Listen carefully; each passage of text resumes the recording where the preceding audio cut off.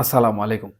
বাংলাদেশে সাধারণত বর্তমান যে পরিস্থিতি রয়েছে, সেই পরিস্থিতিতে গুজব কিংবা উস্কানি যে বিষয়টি রয়েছে, সেই বিষয়টি কিন্তু অত্যন্ত আলোচিত। এবং এই গুজব বা উস্কানির মাধ্যমে কিন্তু বাংলাদেশের বিভিন্ন বিষয়ে বিভিন্ন ধরনের পরিবর্তন আমরা লক্ষ্য করছি। সেই হিসাবে অনলাইনে যে গুজবগুলো ছড়ানো হয় বা অনলাইনে যে সকল উস্কানিমূলক বক্তব্যগুলো প্রচার করা হয় বিভিন্নভাবে এবং সেগুলো যখন পাবলিকের কাছে ছড়িয়ে পড়ে, তখন সেই উস্কানি বা গুজব নানা ধরনের পরিবর্তন ডেকে আনে। তবে সাধারণত সেই পরিবর্তনগুলো যতটা না ভালো ফলাফল নিয়ে আসে, তার থেকে বেশি খারাপ ফলাফল নিয়ে আসে। প্রসঙ্গক্রমে আজকে সামাজিক যোগাযোগ মাধ্যমে একটি বিষয় আমরা লক্ষ্য করলাম। সেটি হচ্ছে পিনাকি ভট্টাচার্য, যিনি ফ্রান্সে বসবাসরত রয়েছেন এবং ওখান থেকে বিভিন্ন ধরনের বাংলাদেশের রাজনৈতিক বিষয়ে অ্যাক্টিভিস্ট, ইউটিউবার এবং এই সকল বিষয় নিয়ে উনি কথাবার্তা বলেন। তো উনার দেশে যে বাড়ি রয়েছে বগুড়ায়, সেটি পুড়িয়ে দেওয়া হয়েছে। প্রকৃতপক্ষে পিনাকি ভট্টাচার্যের যে বাড়ি রয়েছে, সেই বাড়িতে বিশেষ কোনো কিছু আসলে নেই। বা এই যে পুরানো বিষয়ক যে উস্কানি বা যে গুজব ছড়ানো হয়েছে, এই গুজবটির সত্যতা কিন্তু প্রকৃতপক্ষে মেলেনি। তবে এটি সাধারণত বাংলাদেশ আওয়ামী লীগের রাজনীতির সাথে কিছু অতি উত্তেজিত নেতাকর্মী রয়েছেন, যারা জড়িয়ে পড়েছেন। এবং অতি উৎসাহী এইসব নেতাকর্মীর কারণে কিন্তু আমরা দেখেছি বাংলাদেশ আওয়ামী লীগ পতনের পর থেকে কিন্তু কোনোভাবেই মাঠ রাজনীতিতে দাঁড়াতে পারছে না। এখন এই যে পিনাকি ভট্টাচার্য যিনি রয়েছেন, উনার বাড়ি পুড়িয়ে দেওয়ার যে গুজবটি, এই গুজব মূলত গুজব নয়, উস্কানি হিসাবে ধরে নেওয়া হচ্ছে। এবং এই গুজব বা উস্কানি যারা দিচ্ছেন, তারা প্রকৃতপক্ষে আসলে আওয়ামী লীগের পক্ষে রয়েছেন কিনা, এটাও কিন্তু অনেকটা সন্দেহের জন্ম দেয়। কারণ কি? কারণ হচ্ছে আমরা দেখতে পাচ্ছি আওয়ামী লীগ কর্মসূচি ঘোষণা করার পরবর্তী থেকেই কিন্তু আওয়ামী লীগের উপর নির্যাতনের যে মাত্রা ছিল বা নিপীড়নের যে মাত্রা ছিল, সেই মাত্রাটা কিন্তু বেড়ে গেছে। এবং বাংলাদেশে যে অস্থিতিশীল পরিস্থিতি তৈরি হচ্ছে দিন, দিন, তার জন্য অনেকেই বাংলাদেশ আওয়ামী লীগের নেতাকর্মীদের দায়ী করছেন। সাধারণত কর্মসূচি ঘোষণা এবং এর পূর্বে বাংলাদেশ আওয়ামী লীগ বিভিন্নভাবে চেষ্টা করছিল মাঠ রাজনীতিতে ফিরে আসার। এবং অন্তর্বর্তীকালীন সরকার যেটি রয়েছে, তাদের পদত্যাগের বিষয় নিয়েও নানা ধরনের কর্মসূচি আওয়ামী লীগকে ঘোষণা করতে দেখা গেছে। সেই হিসাবে আওয়ামী লীগ কিন্তু সম্পূর্ণরূপে কোনো প্রকার উত্তেজনা না ছড়িয়ে বা নাশকতা না করে কিন্তু তাদের যে কর্মসূচি ছিল, সেই কর্মসূচি বাস্তবায়ন করার লক্ষ্যে কাজ করে যাচ্ছে। মূলত আওয়ামী লীগের টার্গেট ছিল যে মাঠ পর্যায়ে কিভাবে রাজনীতিতে ফিরে আসা যায়। অর্থাৎ ভীতগ্রস্ত যে সকল তৃণমূল পর্যায়ের নেতাকর্মীরা রয়েছেন, তাদেরকে উজ্জীবিত করার মাধ্যমে সাধারণত রাজনীতির মাঠে ফেরার একটি প্রস্তুতি। এবং আওয়ামী লীগের বিভিন্ন নেতাকর্মীদেরও কিন্তু আমরা এই বিষয়টি বলতে শুনেছি। তবে ৫ই আগস্টের পর থেকে আওয়ামী লীগের এমন এক গোষ্ঠী রয়েছেন, যারা বিভিন্ন ধরনের উস্কানি এবং গুজব ছড়িয়ে যাচ্ছেন। এবং এই সকল গুজব কিন্তু আওয়ামী লীগের জন্য সুদূর প্রসারী কোনো ভালো ফলাফল এখন পর্যন্ত নিয়ে আসেনি। বরঞ্চ বিভিন্নভাবে তাদেরকে বা তাদের রাজনৈতিক যে কর্মকাণ্ড রয়েছে, সেগুলোকে বিভ্রান্তি করার চেষ্টা করেছে এবং অনেকটাই বাংলাদেশের রাজনৈতিক মহলে বিতর্কিত করার চেষ্টা করেছে। এবং কিছু, কিছু ক্ষেত্রে আমরা দেখেছি যে তারা বিতর্কিক রাজনৈতিক কর্মকাণ্ডও কিন্তু করেছে। সেই হিসাবে আমি মনে করি যে এই যে গুজবগুলো ছড়ানো হচ্ছে বা উস্কানি দেওয়া হচ্ছে, এটি প্রকৃতপক্ষে বাংলাদেশের রাজনীতির জন্য কাম্য নয়। তবে এখানে প্রশ্ন আসতে পারে যে পিনাকি ভট্টাচার্য যে ভিডিও বার্তা দিয়েছেন, সেই ভিডিও বার্তার প্রেক্ষিতে সাধারণত ধানমন্ডি ৩২ পোড়ানো হয়েছে, কিংবা দেশের আওয়ামী লীগের শীর্ষস্থানীয় সকল নেতৃবৃন্দ যারা রয়েছেন, তাদের বাড়িঘরে বুলডোজার অভিযান চালানো হয়েছে। হ্যাঁ, যদি এরকমটা হয়ে থাকে, তাহলে দেশে যে বর্তমান পরিস্থিতি রয়েছে, সেই পরিস্থিতি অনুযায়ী পিনাকি ভট্টাচার্য কিংবা সমন্বয়ক অথবা বিপ্লবীদের সাথে যদি একই আচরণ আওয়ামী লীগ করে, তাহলে প্রকৃতপক্ষে এখানে আওয়ামী লীগ প্রতিহিংসা পরায়ণ রাজনৈতিক দল হিসাবে পরিগণিত হবে। যার প্রভাবে দেশের মানুষের কাছে কিন্তু আওয়ামী লীগের যে ভাবমূর্তি রয়েছে, সেই ভাবমূর্তিটা নষ্ট হবে।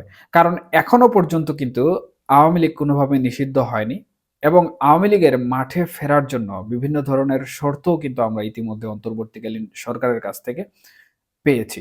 সেই হিসাবে আওয়ামী লীগের যারা দুর্নীতিগ্রস্ত, দুর্নীতিবাজ, লুটেরা নেতাকর্মী রয়েছেন, তাদের বিচারিক পর্যায়ে এনে যারা তৃণমূল পর্যায়ে ভালো পরিসরে রাজনীতি করেছেন এবং যাদের নামে কোনো ধরনের নাশকতার অভিযোগ নেই, অর্থাৎ ক্লিন ইমেজধারী যারা নেতৃত্ব রয়েছেন, তারা চাইলেই কিন্তু আওয়ামী লীগকে পুনর্গঠন করে আওয়ামী লীগের রাজনীতিকে প্রতিষ্ঠিত করতে পারেন এবং সেই সুযোগ কিন্তু অন্তর্বর্তীকালীন সরকার তাদেরকে করে দিবে।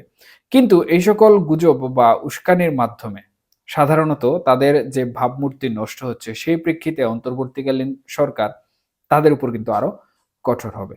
এদিকে সাধারণত আমরা অপারেশন যে ডেভিল হান্টটি দেখতে পাচ্ছি, এটি প্রকৃতপক্ষে বুমেরাং হবে কিনা এ বিষয় নিয়েও কিন্তু নানা ধরনের প্রশ্ন ওঠা শুরু হয়েছে। বুমেরাং প্রকৃতপক্ষে আসলে কি? অনেকে এই শব্দটি ব্যবহার করেন, কিন্তু অনেকেই জানেন না যে বুমেরাং বিষয়টি আসলে কি।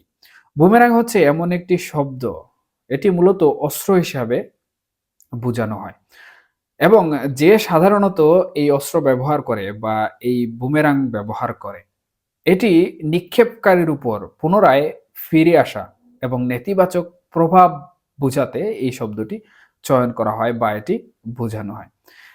এখন যে প্রশ্নটি সাধারণত বলা হচ্ছে যে বুমেরাং হয়ে যাবে অপারেশন টেবিল হান্ট, এটি প্রকৃতপক্ষে আসলে কতটুকু কার্যকর হবে?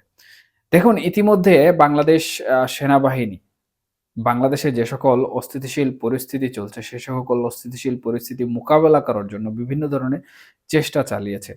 তবে এই বিগত ২-৩ দিন যাবৎ দেশে যে সকল পরিস্থিতি চলছে, অর্থাৎ ধানমন্ডি ৩২ এর ভাঙচুর থেকে শুরু করে সারা দেশে আওয়ামী লীগ নেতাকর্মীর বাড়িঘর সম্পত্তি ভাঙচুর, এ সকল বিষয়ে সেনাবাহিনী বা আইনশৃঙ্খলা বাহিনী আমরা দেখেছি গণমাধ্যম সমূহে, সাধারণত আন্তর্জাতিক গণমাধ্যম যেগুলো রয়েছে, সেগুলোতে সাধারণত বলা হয়েছে যেগুলো মব দ্বারা করা হচ্ছে এবং বাংলাদেশের অন্তর্বর্তীকালীন সরকারের যে প্রশাসন রয়েছে বা আইনশৃঙ্খলা বাহিনী রয়েছে, মূলত সেনাবাহিনী কর্তৃকই কিন্তু দেশ পরিচালিত হচ্ছে। কারণ এখন পর্যন্ত ম্যাজিস্ট্রেসি যে ক্ষমতা রয়েছে, সেটি কিন্তু সেনাবাহিনীর হাতেই রয়েছে। যার প্রভাবে আন্তর্জাতিক মিডিয়া সেনাবাহিনীকে এগুলো প্রকৃতপক্ষে কেন আটকানো হলো না বা এই সকল কর্মকাণ্ডে কেন সেনাবাহিনী বাধা দিল না বা সেনাবাহিনী কোনোভাবে তাদের অবস্থান কেন দাঁড় করাতে পারল না, এই বিষয় নিয়ে কিন্তু নানা প্রশ্ন তৈরি হয়েছে এবং বিভিন্ন গণমাধ্যমে, বিশেষ করে আন্তর্জাতিক গণমাধ্যমগুলো কিন্তু তাদের হেডিংয়ে এই বিষয়টি প্রচার করেছে এবং এখনো কিন্তু করে যাচ্ছে। সেই হিসাবে সেনাবাহিনীর যে নিরপেক্ষতা বিষয়টি, সেই বিষয়টি কিন্তু এখানে প্রশ্নবিদ্ধ হচ্ছে। যার প্রভাবে এই যে অন্তর্বর্তীকালীন সরকার কর্তৃক যে অপারেশন ডেভিল হান্ট চালানো হচ্ছে, এটি প্রকৃতপক্ষে অন্তর্বর্তীকালীন সরকার কিংবা বাংলাদেশ সেনাবাহিনীর উপরই নেতিবাচক প্রভাব ফেলছে। যার ফলশ্রুতিতে হয়তোবা সেনাবাহিনী, অর্থাৎ আমাদের বাংলাদেশ সেনাবাহিনী বিভিন্নভাবে আন্তর্জাতিকভাবে, আন্তর্জাতিক মিডিয়ায় অথবা আন্তর্জাতিক রাজনীতির কূটকৌশলের কারণে অসম্মানজনক খেতাব পেতে পারে। তবে এটি নিছক একটি ধারণা মাত্র। কারণ রাজনৈতিক প্রেক্ষাপটে রাজনীতি বিভিন্নভাবে পরিবর্তন হয় এবং সেনাবাহিনীর ক্ষেত্রেও হয়তোবা এটি পরিবর্তনশীল। তবে এই যে ঘটনাগুলো ঘটছে এবং আন্তর্জাতিক পরিমণ্ডলে যে ধরনের আলোচনা এবং সমালোচনার জন্ম দিচ্ছে প্রকৃতপক্ষে, তাতে এই অপারেশন ডেভিল হান্ট অন্তর্বর্তীকালীন সরকার সহ বাংলাদেশ সেনাবাহিনীর উপর কিন্তু নেতিবাচক একটি প্রভাব নিয়ে আসছে বলে অনেকেই ধারণা করছেন। বিশেষ করে যারা আন্তর্জাতিক রাজনীতি নিয়ে গবেষণা করেন বা বিশ্লেষণ করেন, তাদের মুখ থেকে সাধারণত এই বিষয়টি শোনা যাচ্ছে। এর পিছনে আমি কিছু কারণ উল্লেখ করেছি। গুরুত্বপূর্ণ যে কারণ, সেটি হচ্ছে সেনাবাহিনীর নিরপেক্ষ ভূমিকা। কারণ বাংলাদেশে প্রকৃতপক্ষে যে সকল আওয়ামী লীগ নেতাকর্মী রয়েছেন, তাদের মধ্যে কিন্তু অনেকেই রয়েছেন যারা কোনো প্রকার দোষ করেননি। অর্থাৎ নির্দোষ আওয়ামী লীগ রাজনীতির সাথে জড়িত। যারা সাধারণত বিভিন্ন ধরনের অপকর্মের সাথে জড়িত ছিলেন, তারা ইতিমধ্যে দেশ ছেড়ে চলে গিয়েছেন। সুতরাং তাদেরকে বিচারিক ভূমিকায় নিয়ে আসা কিন্তু অন্তর্বর্তীকালীন সরকারের জন্য একটি গুরুত্বপূর্ণ দায়িত্ব বা চ্যালেঞ্জের বিষয় হয়ে দাঁড়িয়েছে। তবে এই যে নিরপেক্ষ যারা রয়েছেন বা নিরপরাধ যে সকল মানুষ রয়েছেন, যারা কোনো ধরনের অপরাধমূলক, নৈরাজ্যমূলক কর্মকাণ্ডের সাথে জড়িত নয়, কিন্তু আওয়ামী লীগের সাথে রাজনীতি করেন বা আওয়ামী লীগের রাজনীতির সাথে জড়িত রয়েছেন বিভিন্ন বিষয়কে কেন্দ্র করে। তাদের উপর কোনো ধরনের নৈরাজ্য যখন চালানো হবে এবং সেটি অন্তর্বর্তীকালীন সরকারে ঠেকাতে ব্যর্থ হবে কিংবা বাংলাদেশ সেনাবাহিনী প্রকৃতপক্ষে তাদের রক্ষা বা তাদেরকে ন্যায় পাইয়ে দেওয়ার জন্য কাজ করবে না, তখন কিন্তু এই অপারেশন ডেভিল হান্ট অনেকটাই প্রশ্নবিদ্ধ হয়ে যাবে এবং বাংলাদেশ সেনাবাহিনীও কিন্তু অনেকটা প্রশ্নবিদ্ধ বা নিরপেক্ষতার যে বিষয়টি রয়েছে সেই বিষয়টি নিয়েও কিন্তু প্রশ্নবিদ্ধ হয়ে যাবেন।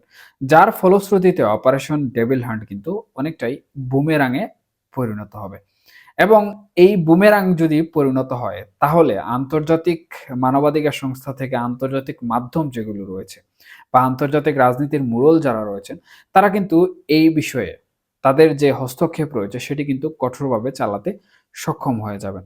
যার ফলশ্রুতিতে অন্তর্বর্তীকালীন সরকারকেও বিভিন্ন বিষয়ে খেসারত দিতে হবে এবং বাংলাদেশ সেনাবাহিনীকেও বিভিন্ন বিষয়ে খেসারত দিতে হবে।